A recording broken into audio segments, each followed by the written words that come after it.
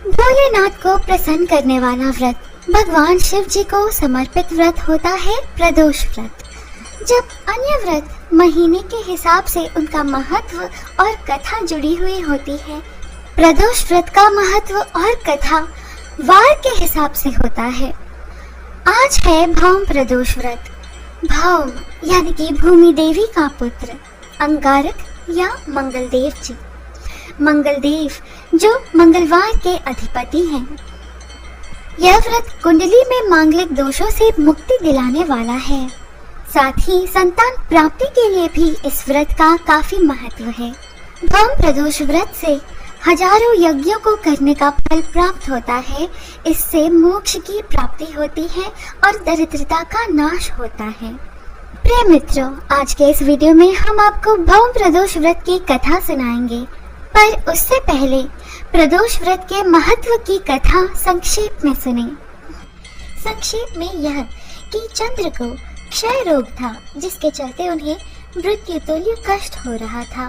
भगवान शिव जी ने उस दोष का निवारण कर उन्हें त्रयोदशी के दिन पुनः जीवन प्रदान किया, अतः इसीलिए इस दिन को प्रदोष कहा जाने लगा। प्रदोष व्रत में भगवान शिव जी की पूजा प्रदोष काल में यानी कि शाम के समय सूर्यास्त से 1 घंटे पूर्व और सूर्यास्त के 1 घंटे बाद तक की जाती है। धार्मिक मान्यताओं के अनुसार भगवान शिव जी प्रदोष काल में कैलाश पर नृत्य करते हैं। ऐसे में व्रत रखने से भक्तों की मनोवांछित इच्छाओं की पूर्ति होती है। दोस्तों, अन्य व्रतों से अलग प्रदोष व्रत जिस वार को पड़ता है उस वार के हिसाब से इसकी व्रत कथा होती है और वार के हिसाब से ही व्रत के फल भी प्राप्त होते हैं। मंगलवारी प्रदोष व्रत संतान प्राप्ति के लिए खास बताया जाता है। वहीं मंगलवारी या भौम प्रदोष व्रत में भगवान शिव जी की विधि विधान से आराधना करने से न केवल भगवान महादेव की कृपा हमें प्राप्त होती है, बल्कि मंगलदेव की भी कृपा हमें प्राप्त होती है, जिससे सौभाग्य की प्राप्ति होती है। वैवाहिक लोगों के जीवन में सुख शांति रहती है। आइए अब मंगलवार के दिन आने वाले मंगल प्रदोष या भौम प्रदोष व्रत की कथा सुने। एक नगर में एक वृद्धा रहती थी। उसका एक ही पुत्र था। वृद्धा की हनुमान जी पर गहरी आस्था थी। वह प्रत्येक मंगलवार को नियम पूर्वक व्रत रखकर हनुमान जी की आराधना करती थी। एक बार हनुमान जी ने उसकी श्रद्धा की परीक्षा लेने की सोची। हनुमान जी साधु का वेश धारण कर वृद्धा के घर गए और पुकारने लगे, है कोई हनुमान भक्त जो हमारी इच्छा पूर्ण करे? पुकार सुन वृद्धा बाहर आई और बोली, आज्ञा महाराज। साधु के वेश में हनुमान जी बोले, मैं भूखा हूँ, भोजन करूँगा, तू थोड़ी जमीन लीप दे। वृद्धा दुविधा में पड़ गई। अंततः हाथ जोड़कर बोली, महाराज, लीपने और मिट्टी खोदने के अतिरिक्त आप कोई दूसरी आज्ञा दें, मैं अवश्य पूर्ण करूँगी। साधु ने 3 बार प्रतिज्ञा कराने के बाद कहा, तू अपने बेटे को बुला, मैं उसकी पीठ पर आग जलाकर भोजन बनाऊंगा। यह सुनकर वृद्धा घबरा गई, परंतु वह प्रतिज्ञाबद्ध थी। उसने अपने पुत्र को बुलाकर साधु के सुपुर्द कर दिया। वेशधारी साधु हनुमान जी ने वृद्धा के हाथों से ही उसके पुत्र को पेट के बल लिटवाया और उसकी पेट पर आग जलवाई। आग जलाकर दुखी मन से वृद्धा अपने घर में चली गई। इधर भोजन बनाकर साधु ने वृद्धा को बुलाकर कहा, तुम अपने पुत्र को पुकारो ताकि वह भी आकर भोग लगा ले।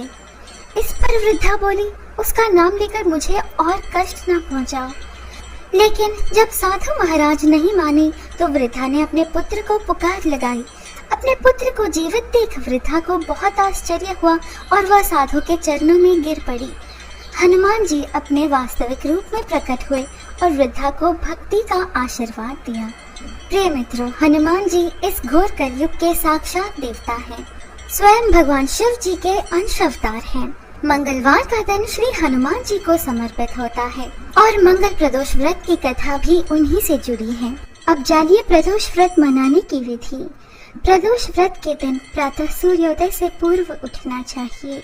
नित्य कर्मों से निवृत्त होकर भगवान श्री भोलेनाथ का निरंतर स्मरण करते रहें।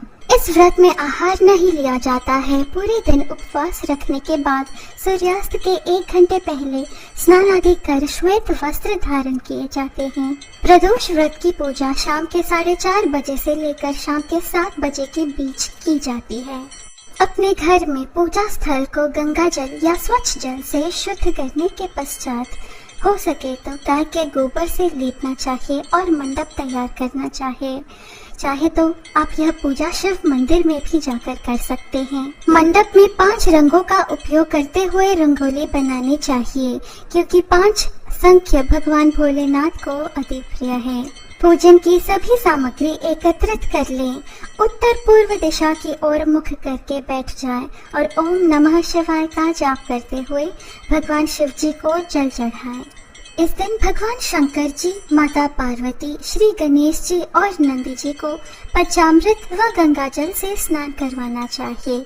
इसके अनंतर बेलपत्र, गंध, अक्षत, फूल, धूप, दीप, नैवेद्य यानी भोग लगाना चाहिए। फल, पान, सुपारी, लौंग व इलायची आदि अर्पित करना चाहिए। भगवान शिव जी की 16 तरह की सामग्री से पूजा करनी चाहिए।